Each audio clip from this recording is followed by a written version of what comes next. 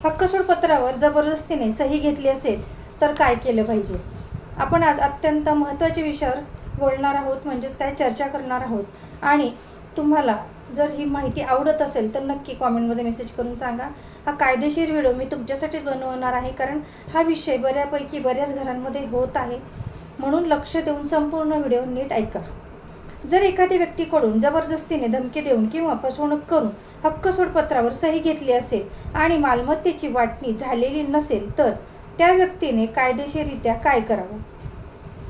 विशेषतः वडिलोपार्जित मालमत्ता, भावंडांमधील वाद आणि कौटुंबिक मालमत्तेच्या प्रकरणांमध्ये वारंवार समोर हा विषय येत असतो. आपण सर्वात आधी बघू की हक्कसोड पत्र म्हणजे काय. हक्कसोड पत्र एखादी व्यक्ती स्वतःचा मालमत्तेवरील हक्क स्वइच्छेने दुसऱ्या व्यक्तीला देते. हे दस्तऐवज सामान्यतः नोंदणीकृत असतं. हक्कसोड पत्र हे दबावाखाली किंवा धमकी देऊन किंवा फसवणुकीने घेतले असेल तर त्याला कायद्यात तुम्हाला आव्हान देता येत असते. जबरदस्ती म्हणजे काय? धमकी देणे, मानसिक दबाव आणणे, मारहाणीची धमकी देणे म्हणजे भीती दाखविणे, खोटी माहिती देणे किंवा कागदपत्राचा खरा मजकूर न सांगणे आणि वृद्ध किंवा अशिक्षित व्यक्तीची फसवणूक करणे, या सर्व गोष्टी जबरदस्तीमध्ये येत असतात.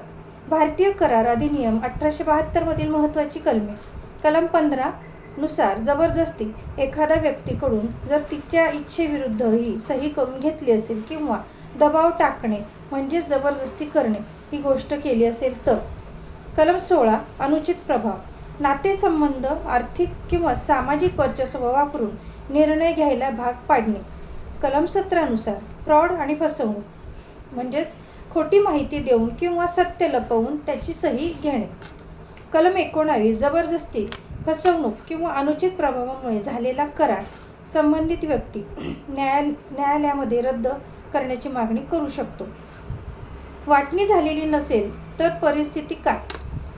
अनेक वेळा भावंडांमध्ये प्रत्यक्ष वाटणी झालेली नसते, फक्त हक्कसोड पत्र करून घेतले जाते. अशा वेळी जर व्यक्ती सिद्ध करू शकली की तिची सही दबावाखाली घेतली गेली आहे तर ती न्यायालयात जाऊन हक्कसोड पत्र रद्द करण्याची मागणी करू शकतं. त्यासाठी कोणती तुम्हाला कायदेशीर प्रक्रिया केली पाहिजे, तुम्ही करावी. तर सर्वात आधी सर्व कागदपत्र तुम्ही गोळा करा. त्यामध्ये सातबारा उतारा, हक्कसोड पत्राची कॉपी, फेरफारची नोंद, मालमत्तेची कागदपत्र आणि साक्षीदारांची माहिती, या सर्व गोष्टी तुम्ही त्यामध्ये गोळा करून ठेवायला पाहिजे. तसंच पुरावे जमा करा. तर कुठले पुरावे?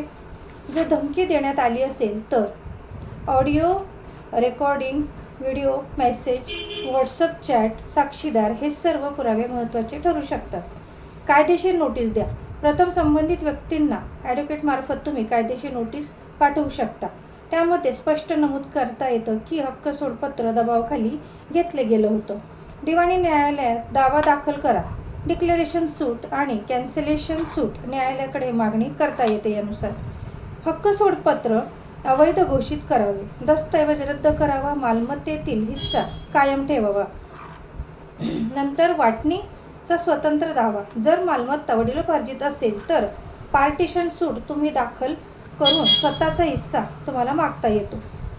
फौजदारी कारवाई कधी करता येते तुम्हाला? जर धमकी किंवा फसवणूक किंवा खोटी कागदपत्रे वापरली असतील तर भारतीय न्याय संहिता अंतर्गत गुन्हा दाखल करण्याची मागणी तुम्हाला करता येऊ शकते. प्रकरणानुसार फसवणूक, धमकी किंवा बनावट कागदपत्रांच्या तरतुदी लागू होऊ शकतात. न्यायालय कोणत्या गोष्टी पाहतं? तर सही स्वइच्छेने केली आहे का, दस्तऐवज समजावून सांगितलं होतं का, व्यक्ती सुशिक्षित आहे का, म्हणजेच ज्या वेळेला ते वाचायला देतात किंवा त्यांना वाचता येत नाही हे बघून जर ते अशी सही घेत असतील तर, दबाव किंवा धमकीचे पुरावे आहेत का, प्रत्यक्ष वाटणी झाली होती का, हे सर्व तपासलं जात असतं. महत्त्वाची टिप्स आहे. अनेक लोकांना असा गैरसमज आहे की एकदा नोंदणीकृत हक्कसोड पत्र झाले म्हणजे प्रकरण कायमचे संपलं. हे पूर्णपणे चूक आहे, म्हणजेच बरोबर नाही आहे. जर जबरदस्ती किंवा फसवणूक किंवा अनुचित प्रभाव सिद्ध झाला तर न्यायालय योग्य प्रकरणात हक्कसोड पत्र हे रद्द करू शकतं. मात्र प्रत्येक केसची परिस्थिती ही वेगळी असते. जर तुमच्याकडूनही किंवा तुमच्या ओळखीच्या मित्रांकडे किंवा नातेवाईकांकडून अशा पद्धतीने जबरदस्तीने हक्क सोडपत्रावर सही घेतली गेली असेल तर आणि मालमत्तेची प्रत्यक्ष वाटणी झाली नसेल तर तुम्ही शांत बसू नका. म्हणजेच काय, त्यांना ही माहिती द्या आणि त्यांची मदत नक्की करा.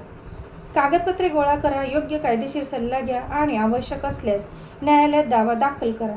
कायद्यात अशा व्यक्तींना संरक्षण देण्याची तरतूद आहे, पण प्रत्येक प्रकरणातील तथ्ये वेगळी असतात. म्हणजे प्रत्येकाचं मॅटर हे वेगळं असतं. तुमच्या वैयक्तिक प्रकरणासाठी स्वतंत्र कायदेशीर सल्ला नक्की घ्या. आपल्याला ही कायदेशीर हक्क सोडपत्राबद्दल माहिती कशी वाटली नक्की कॉमेंटमध्ये मेसेज करून सांगा. धन्यवाद.